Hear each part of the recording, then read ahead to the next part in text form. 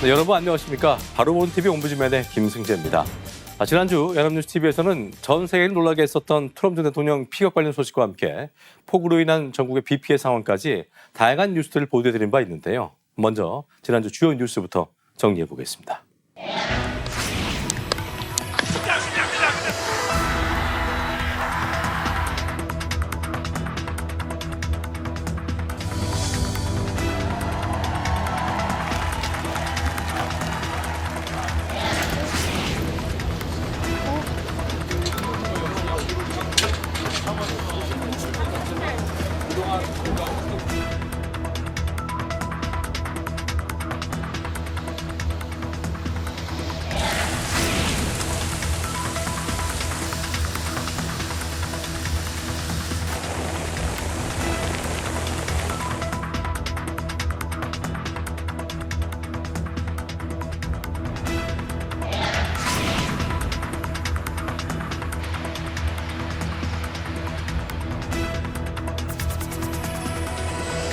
Jak jsme už oznámili, tak v poslední fázi byly posunuty.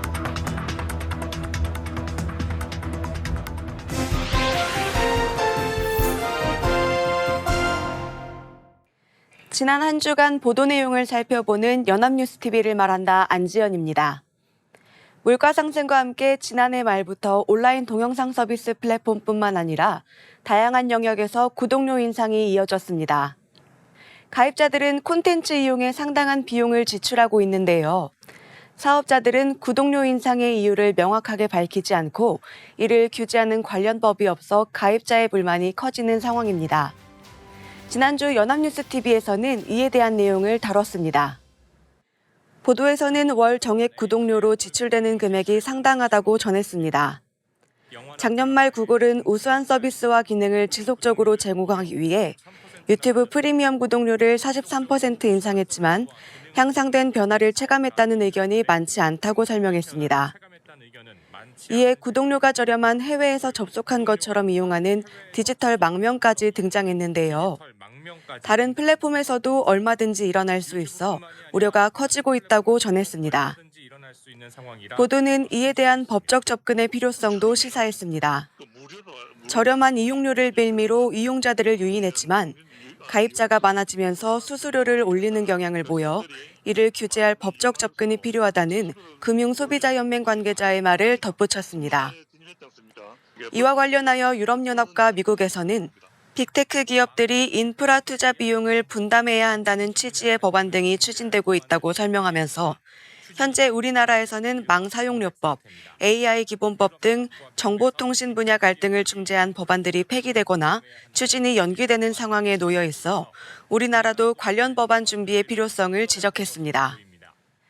보도는 온라인 플랫폼의 구독료 상승으로 인한 문제점을 짚어봤습니다. 서비스 품질 개선의 이유로 구독료를 인상했지만 이에 대한 사업자의 충분한 설명이 없어 소비자들의 불만이 제기되고 있는 상황입니다. 가입자들은 보다 저렴한 가격으로 서비스를 이용하기 위해 해외에서 접속한 것처럼 사용하는 디지털 망명을 시도하는 것으로 알려졌는데요. 이에 대해 법적으로는 어떻게 다루고 있는지, 규제가 필요한 상황인지에 대해 보도를 통해 고민할 수 있는 기회를 제공했습니다. 보도에서는 미국과 유럽연합의 법안 추진 사례를 통해 국내에서도 이에 대한 관련 법안 준비의 필요성을 언급했습니다. 하지만 구체적으로 어떤 방식으로 법안 추진을 했는지에 대한 구체적인 비교나 설명이 없어서 아쉽게 느껴집니다. 또한 구독료 인상과 관련해 금융소비자연맹 관계자의 의견을 인용해 법적 접근의 필요성을 강조했는데요. 플랫폼 사업자나 법적 전문가 등의 의견이 덧붙여졌다면 현재 상황을 보다 폭넓은 시각에서 바라볼 수 있는 기회를 제공했을 것으로 보입니다. 아울러 구독료 인상에 대한 사용자들의 일반적인 의견보다 데이터 등을 근거로 제시했다면 보도에서 주장한 법적, 정책적 논의의 필요성이 더욱 강조되었을 것으로 생각됩니다. 추후 이를 둘러싼 다양한 부분들을 고려해 보도한다면 더욱 풍부한 내용을 전달할 수 있을 것으로 보입니다. 직장 내 괴롭힘 금지법은 근로환경 개선과 근로자의 신체적, 정신적 안전 보장을 위해 시행되었는데요. 직장 내 괴롭힘 금지법이 도입되면서 관련 내용을 다룬 보도들도 접할 수 있었습니다. 시행 5주년이 된 현재 이 법의 효과와 한계를 파악할 필요가 있는데요. 지난 15일 뉴스투나잇에서는 이에 대한 내용을 다뤘습니다. 보도에서는 직장 내 괴롭힘 금지법이 시행된 지 5년이 지났지만 여전히 사건 처리 과정에서 문제가 제기된다고 전했습니다. 자체 해결이 되지 않아 노동청에까지 신고하는 사례가 매년 늘어 약 4만 건이 접수되어 있다고 덧붙였는데요. 그럼에도 불구하고 사건 처리가 더디다는 비판이 있다고 지적했습니다. 현행지침은 25일 안에 사건을 처리해야 하고 신고인 동의로 연장이 가능하다고 규정하고 있지만 감독관이 임의로 연장하거나 신고자가 제기한 별도 구제 신청 결과를 확인한다며 처리가 늦어지는 것이라고 설명했습니다.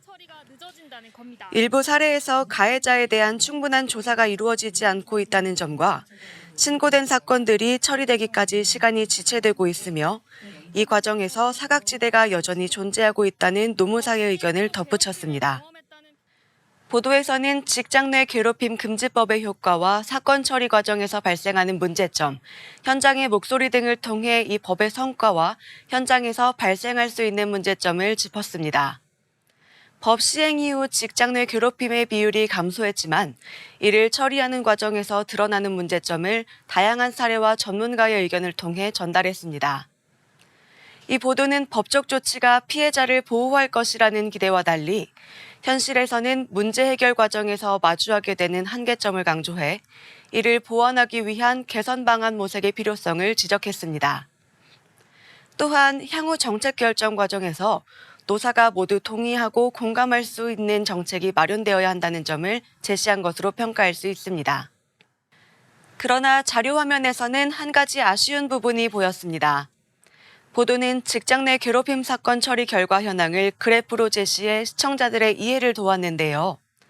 신고된 사건의 성격과 처리 결과 등에 대한 분석 등을 추가해 제시했다면 이 법안이 지닌 문제점과 정책 마련의 필요성이 더욱 설득력 있게 전달되었을 것이라고 생각됩니다. 1분 이내의 짧은 영상인 숏폼은 온라인 플랫폼에서 많은 인기를 끌고 있습니다. 짧은 시간에 다양한 콘텐츠를 소비할 수 있다는 장점이 있어 국내 음악과 드라마, 제품 등이 숏폼을 통해 소개되기도 하는데요. 많은 사람들을 통해 콘텐츠가 소비되다 보니 국내 콘텐츠 산업의 경쟁력이 높아지고 있습니다. 지난 15일 뉴스 리뷰에서는 이에 대한 내용을 살펴봤습니다. 보도에서는 미국 유명 가수가 틱톡에 업로드한 매운 볶음라면 영상이 전 세계에서 조회수 4천만 회를 기록해 한국 제품을 널리 알렸다고 전했습니다. 제품의 품귀 현상과 함께 제조업체의 주가는 지난달에 올 초 대비 203.6% 폭등하는 등 숏폼이 한류 확산에 효자 노릇을 하고 있다고 설명했습니다. 이에 대해 숏폼 플랫폼이 한류 확산에 중추적인 역할을 하고 있으며 전 세계 플랫폼 흐름에서 K 콘텐츠가 적합하다고 평가하면서 긍정적인 현상이라고 전문가들은 설명했습니다. 한편 숏폼은 짧은 영상 특성상 자극적인 경우가 많고 저작권 분쟁 논란도 지속되기 때문에 유의해야 한다고 덧붙였습니다. 보도에서 살펴본 것처럼 숏폼 영상은 한류 콘텐츠 확산에 큰 역할을 하고 있습니다. 숏폼은 전통 미디어와는 달리 짧은 시간에 이용자의 눈길을 사로잡을 수 있는 내용을 전달하는데요. 보도를 통해 알 수 있듯이 다양한 국가와 문화권에서 국내 콘텐츠를 소비하기 때문에 콘텐츠의 경쟁력과 경제적 성과도 찾아볼 수 있습니다. 이 보도는 미국 유명 가수가 업로드한 영상을 통해 숏폼이 한류 확산에 어떻게 기여하는지를 보여주었고 이를 통해 콘텐츠가 지닌 영향력을 확인할 수 있었습니다. 또한 숏폼과 한류 콘텐츠의 관계를 전문가의 시선에서 분석하고 평가했다는 점에서 시청자들의 이해를 도왔다고 볼 수 있습니다. 아울러 이와 함께 제기될 수 있는 자극적인 콘텐츠, 저작권 분쟁 등에 대한 고민의 필요성도 언급했다는 점에서 긍정적으로 평가할 수 있습니다. 하지만 저작권 분쟁과 자극적 콘텐츠의 확산으로 인한 정책적 방안에 대해서는 구체적인 설명이 제시되지 않았다는 점은 아쉽게 느껴집니다. 어떤 정책적 접근이 가능한지 전문가들의 의견과 설명이 덧붙여졌다면 정책적 대응의 필요성이 더욱 강조되었을 것으로 보입니다. 장마철이면 집중호우로 인한 안전사고에 대한 다양한 보도를 접할 수 있는데요. 그 중에서도 반지하와 지하차도 등 지하 공간에 대한 내용도 쉽게 찾아볼 수 있습니다. 최근 발생한 호우로 지하 공간에 대한 안전 문제가 더욱 부각되고 있어 적절한 대응의 필요성이 강조되고 있습니다. 지난주 연합뉴스TV에서는 이에 대한 내용을 다뤘습니다. 보도에서는 집중호우가 내릴 때 지하 공간의 안전에 각별히 신경 쓸 필요가 있다고 전했습니다.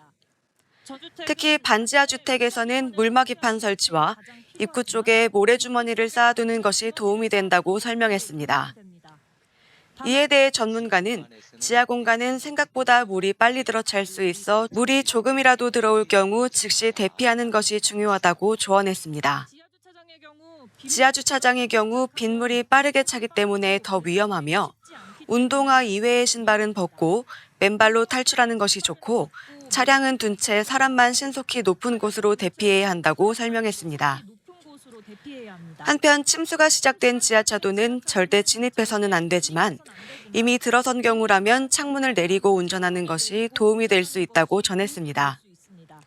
또한 차에서 탈출한 후에는 물이 들어오는 반대 방향으로 나가고 벽에 설치된 비상사다리를 이용하는 등 주의가 필요하다고 덧붙였습니다. 보도는 집중호우가 발생했을 때 나타날 수 있는 문제와 적절한 대응의 중요성을 짚어봤습니다. 안전과 관련해 다양한 문제가 발생하지만 지하 공간은 물에 노출이 되기 쉽기 때문에 물막이판 설치와 모래주머니 사용, 적절한 대피 방법 등을 제시해 사전 대비의 필요성을 강조했습니다. 보도는 장마철을 맞아 시의성 있는 내용을 전달했는데요. 지하 공간의 안전 문제에 대한 관심을 유도하고 전문가의 의견을 덧붙여 보도의 신뢰성을 높였습니다. 또한 지하 공간의 안전 관련 문제에 대응하기 위해 정책 개선의 필요성을 촉구했는데요. 매년 반복되는 사고를 예방하기 위해 적절한 대응의 준비가 중요하다는 것을 강조했다고 평가할 수 있습니다. 하지만 대피 시기를 놓쳤을 때 발생할 수 있는 문제와 대응 방안에 대한 설명이 덧붙여졌다면 시청자들에게 더욱 풍부한 정보를 제공했을 것으로 생각됩니다. 추후 관련 보도를 할 때에는 이러한 점을 반영한다면 보다 구체적이고 실제적인 방안을 제시할 수 있을 것입니다. 지금까지 연합뉴스TV 시청자 평가였습니다.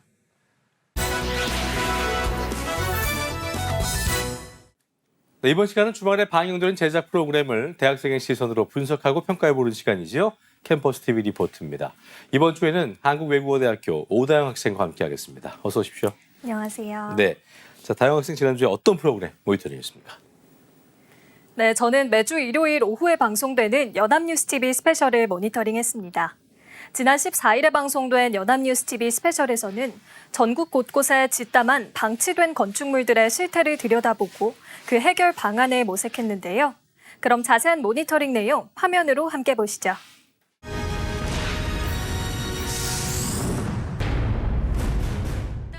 방송은 경기도 파주시 아동동 주택가 한복판 4차선 대로변에 짓담한 연립주택 단지를 보여주며 시작됩니다. 공사가 중단된 층엔 녹슨 철근과 골조물 등이 어지러이 방치돼 있는데요. 부식된 건축자재들이 행여 아래로 떨어지지 않을까 위태롭습니다. 이 연립주택은 지난 2012년 지하 1층에 지상 6층 4개 동 115세대를 짓는 재건축 사업으로 착공했는데요. 공사비 체납으로 사업이 1년 만에 중단됐다고 합니다. 이후 10여 년간 각종 소송에 휘말리면서 공사를 재개하지 못해 도심 속 흉물이 돼버렸는데요. 이완공 상태로 방치된 건물은 늘 마주하고 살아야 하는 주민들도 많은 불편을 호소합니다. 새 집에서 살게 될 거란 부푼 꿈을 안고 재건축을 추진했던 조합원들. 하지만 사업이 장기간 좌초되면서 그들의 일상은 무너져 갔는데요. 이달 중순 토지 소유권자가 제기한 건물 철거 소송 판결이 나올 예정인데 조합원들이 패소하면 철거 비용까지 부담해야 하는 상황이라고 합니다. 하루빨리 방치 건축물 문제가 해결되기를 바라는 조합원들과 주민들은 파주시가 이 건물을 사들여 공영주차장으로 조성해 줄 것을 요청하고 있습니다. 제작진들은 경기도 용인시 미완공 상태로 20년 이상 방치된 아파트가 있는 동네를 찾아가 봤습니다. 고지대에 있는 아파트 단지, 가까이서 보면 하얀 외벽은 검게 오염돼 있고 아파트 창문이 있어야 할 자리는 텅 비어 을씨년스러운데요. 낡고 부식돼 곳곳이 떨어져 나간 지붕은 흉물로 전락한 아파트의 현 주소를 보여줍니다. 9개 동으로 이뤄진 이 아파트는 지난 2000년 착공했는데요. 불과 2년 만에 시공사의 부도로 외부 골조만 세운 채 공사가 멈췄다고 합니다. 방치 건축물 정비법에 따라 착공 후 공사를 중단한 총 기간이 2년 이상이면 공사 중단 건축물로 분류하는데요.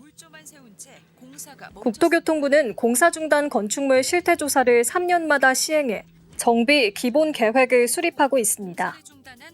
2021년 12월부터 2022년 11월까지 실시한 3차 실태 조사 결과 공사가 중단된 장기 방치 건축물은 전국에 286곳이나 됐습니다. 공사가 중단된 원인으로는 자금 부족과 부도가 각각 49%와 33%로 가장 많았고 소송과 분쟁, 사업성 부족이 뒤를 이었습니다. 공사 중단 건축물을 용도별로 분석해보면 아파트 연립 등 공동주택이 31%로 가장 많았고 뒤이어 숙박시설과 판매시설, 단독주택, 업무시설 순으로 나타났습니다. 건축물이 방치된 기간은 5년 이하가 10%, 5년에서 10년 이하가 11%를 차지했는데요. 10년에서 15년 이하는 20%, 15년 초과는 59%로 10년 이상 장기간 방치된 건축물이 무려 79%를 차지했습니다.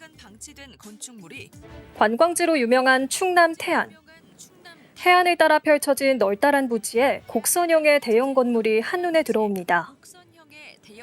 멀리서 봤을 땐 멋스럽기만 한 건물. 가까이 살펴보니 오래 방치된 흔적이 가득합니다. 이곳에서는 2008년 축구장 12개 면적보다 넓은 부지에 국내 최고의 휴양시설을 표방하며 리조트 공사가 시작됐다는데요. 2011년 공사가 중단된 뒤 13년째 방치된 각종 시설물들. 공사가 중단된 이유는 대다수 현장과 마찬가지로 공사비 때문이었는데요. 지난 2016년 공매를 통해 리조트의 소유권이 이전됐지만 투자자들의 지분 문제 등이 얽히면서 소송으로 2년여의 세월을 보냈고 이후 코로나19의 건설 불안까지 겹치면서 공사가 재개되지 못했다고 합니다. 대규모 휴양 리조트 조성으로 지역 경제 활성화를 전망했던 주민들의 기대는 실망과 우려로 바뀌었습니다. 결국 자본력을 갖춘 업체가 인수해 공사를 재개하지 않는 한 태안군 휴양 리조트는 유령 건물로 무기한 방치될 가능성이 큰데요. 전문가들은 장기 방치 건축물을 줄이려면 저성장 인구 감소 시대에 맞는 수요 예측 노력과 함께 처분 방법을 새로운 시각에서 검토할 필요가 있다고 지적합니다. 국토교통부는 각 지자체의 힘만으로는 해결이 쉽지 않은 장기 방치 건축물 문제를 지원하기 위해 정비선도 사업을 시행하고 있는데요. 과거 경기도 과천시의 골칫덩이였던 우정병원 정비 사업은 대표적인 성공 사례로 꼽힙니다. 1991년 착공한 우정병원은 6년 만에 시공사의 보도로 공사가 중단됐고 이후 20년 넘게 과천 도심의 흉물로 방치돼 시민들의 민원이 끊이지 않았는데요. 오랜 노력 끝에 2018년 병원 건물을 허물고 그 자리에 4개 동 174가구가 살 수 있는 아파트를 신축. 올해 과천 거주 무주택 주민을 대상으로 분양해서 입주를 마쳤습니다. 지자체의 적극적인 정비 추진과 정부의 제도적, 재정적 지원이 없었다면 불가능했을 대변신. 정비선도 사업에 선정됐지만 건축주나 토지주 등 이해관계자들의 협상과 건축물 용도 변경 등 어느 과정 하나 쉽지 않았다는데요. 신계용 과천시장은 지자체가 장기 방치 건축물을 정비할 때는 제도 보완, 용도 변경 등이 꼭 필요하다고 말합니다. 그 당시 박근혜 국회에서도 공사 중단 장기 방치 건축물의 철거와 정비를 촉진하기 위한 대책 마련을 서두르고 있는데요. 장기 방치 건축물은 대부분 사유재산이지만 그 건축물은 시민 모두가 볼 수 있는 공간에 세워졌기 때문에 보다 적극적으로 해결책을 모색할 필요가 있습니다. 중앙정부와 지자체, 국회가 합심하여 도시 미관을 해치고 시민의 안전을 위협하는 공사 중단 방치 건축물을 사전에 방지하고 줄어들게 되기를 바란다는 이야기를 끝으로 방송은 마무리됩니다. 네, 모니터링한 내용 잘 봤습니다. 다영 학생 이번 연합뉴스 TV 스페셜 보면서 어떤 점이 가장 인상 깊었습니까? 네, 저는 우리나라에 방치된 건축물이 무려 286곳이나 된다는 사실에 정말 깜짝 놀랐는데요. 방치 기간 평균이 16년 6개월이라고 하니 그 긴 시간 동안 주민들의 불편함은 감히 상상조차 할 수 없는 것 같습니다. 하지만 우정병원 정비 사업과 같은 이 정비 선도 사업의 성공 사례가 많아진다면 장기 방치 건물의 문제도 점차 해결되지 않을까 싶은데요. 국회에서도 이에 관한 대책 마련을 서두르고 있는 만큼 시민의 안전을 위협하는 전국의 방치 건축물 문제가 하루빨리 해결되기를 바라는 마음입니다. 네, 공감할 수 있는 감상평까지 한국외국어대학교 오다영 학생이었습니다. 고맙습니다. 고맙습니다.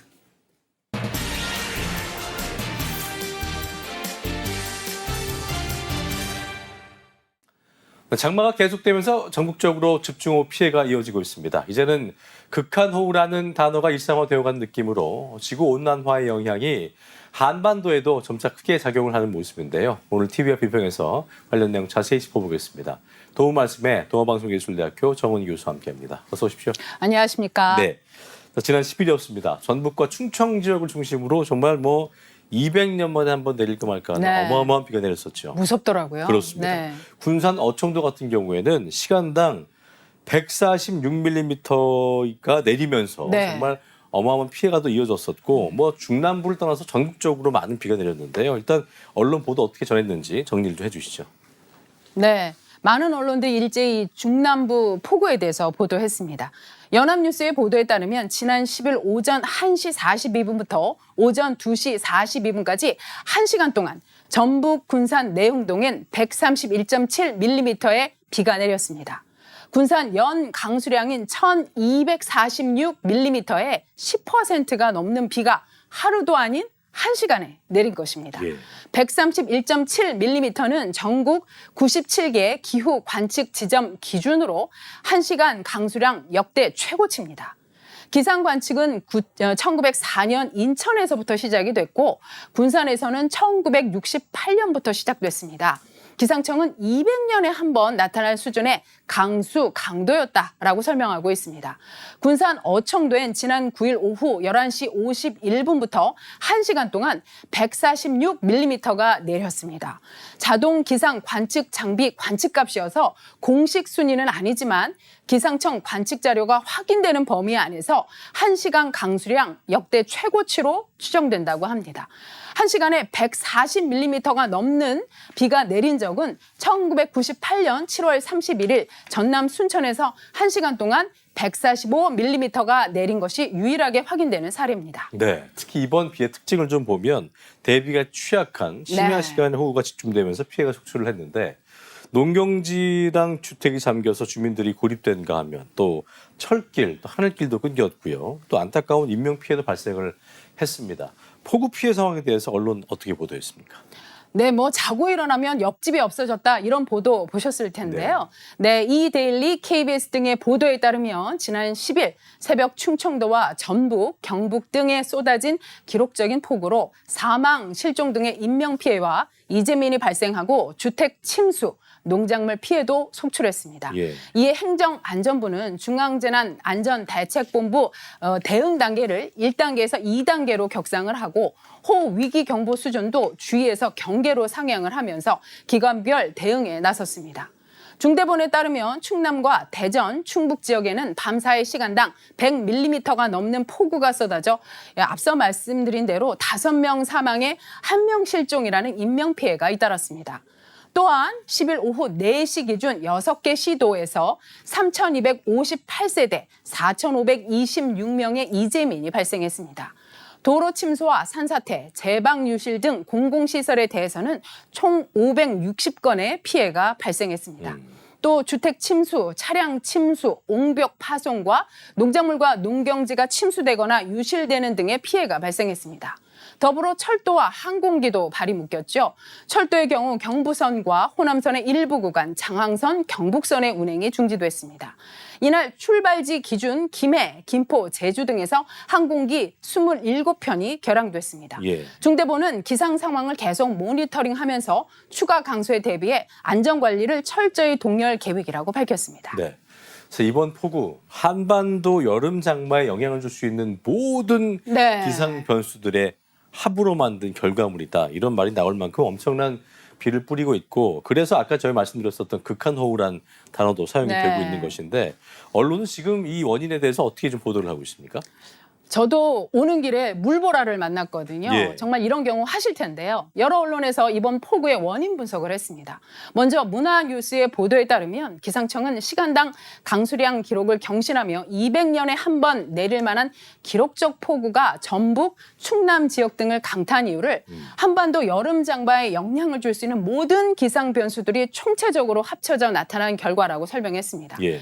중앙일보의 보도에 따르면 수백 년에 한 번 내리는 비가 여름철마다 쏟아지는 건 극한호우 빈도가 과거보다 뚜렷하게 증가하고 있기 때문입니다. 예. 기상청의 최근 50년 전국 강수량 데이터를 분석한 결과 극한호우, 즉 시간당 50mm 이상의 비가 발생하는 횟수는 과거 1974년부터 1983년은 연평균 7.8회였지만 최근 2014년부터 2023년에는 18.9회까지 늘었습니다. 40년 만에 극한호우 빈도가 2.4배 증가한 것입니다. 기상 전문가들은 이런 변화가 기후변화와 무관하지 않은 것으로 보고 있습니다. 기온이 오를수록 이 대기가 품을 수 있는 수증기량이 증가하는데 지난 100년간 서울의 연평균 기온만 해도 3도 이상 상승했기 때문입니다. 문제는 기온 상승으로 기압계의 변동성도 커지면서 강수 예측이 어려워지고 있다는 점입니다. 지난 10일 남부를 강타한 저기압은 9일 오전 8시까지도 사실 수도권을 향해 북동진하고 있었습니다. 예. 그러다 북진을 멈추고 충청권과 전라권으로 방향을 틀어 물폭탄을 쏟아낸 거죠. 변동성은 강수량 양극화도 나왔습니다. 이 중 눈여겨볼 만한 부분 중에 하나는 많은 비가 단시간에 집중적으로 내린 곳이 있는 반면 비가 거의 오지 않는 지역도 있다는 점입니다. 예. 군산에서 폭우가 쏟아질 무렵 같은 전북 내 100km도 채 떨어지지 않은 부안 지역에서는 시간당 4mm에 불과한 비가 내렸습니다. 그랬군요. 비슷한 현상은 전날 대구, 경북 권역에서도 나타났죠. 이처럼 좁은 지역에서도 강수량 차이가 나는 까닭은 장마 전선상 좁은 영역 곳곳에 산재한 강한 비구름대가 동서방향으로 두 개의 선을 이루는 현상인 선상 강수대 때문입니다. 기상학자인 김해동 계명대 교수는 이러한 현상이 과거 장마와 오늘날의 장마라고 차이라고 설명하고 있습니다. 네. 자, 지구 온난화로 인해서 말씀하셨던 것처럼 가뜩이나 변수가 많고 예측이 힘든 기상재해가 전 세계적으로 빈번해지고 있는데 네. 영화 같은 일, 영화보다 어떻게 보면 더 영화 같은 일이 그러니까요. 현실에서 발생할 네. 수 있다는 얘기인 겁니다. 언론의 역할도 중요해 보이는데요. 끝으로 한 말씀 해주시죠. 네. 앞으로 이런 극한호우는 더 증가할 가능성이 큽니다. 예. 중앙일보에서 보도한 국립기상과학원과 에이펙 기후센터가 지난해 발표한 논문에 따르면 현재 수준의 탄소를 배출하는 고탄소 시나리오대로 갈 경우 2040년에서 2060년까지 100년 빈도의 극한호우는 현재보다 46%까지 증가할 것으로 예상됩니다. 게다가 앞서 말씀드렸듯이 변동성이 높아 예측하기도 쉽지 않습니다. 그렇다면 평소 호우 대비를 잘하는 것이 가장 정확한 답일 것입니다. 그렇죠. 앞으로 제도 차원은 물론이고 모든 건설, 건축에는 재난 대비를 위한 장치들이 더 중요할 겁니다. 언론에서는 이러한 부분을 짚어야겠습니다. 해외에서는 어떻게 하고 있는지 전문가들의 의견은 무엇인지 알아보고 또 현장 점검 등을 통해 실태를 파악하는 일도 필요합니다. 앞서 여러 언론에 이번 폭우 기사 내용을 전해드렸습니다만 사실 기사 내용이 정보 전달에 그치는 경우가 많았습니다. 재난 대비를 위해 우리가 무엇을 해야 할지 함께 고민하는 언론이 되기를 바랍니다. 무엇보다 이러한 기후 변화가 더욱 심해지지 않도록 환경보호 운동에 역시 언론이 앞장서서 해나가야겠습니다. 그렇겠네요. 언론의 발빠른 움직임 기대하겠습니다. 네, 언론이 기억해야 할 내용까지 동아방송예술대학교 정훈희 교수와 함께했습니다. 고맙습니다. 고맙습니다. 네. 네, 저희 옴부즈맨 제작진은 여러분들의 다양한 소중한 의견들을 기다리고 있습니다. 방송을 보시고 느낀 소감을 연합뉴스 TV 홈페이지 내 시청자 게시판이나 SNS로 보내주시면 됩니다. 저희는 다음 주 시간 다시 인사드리죠. 여러분 고맙습니다.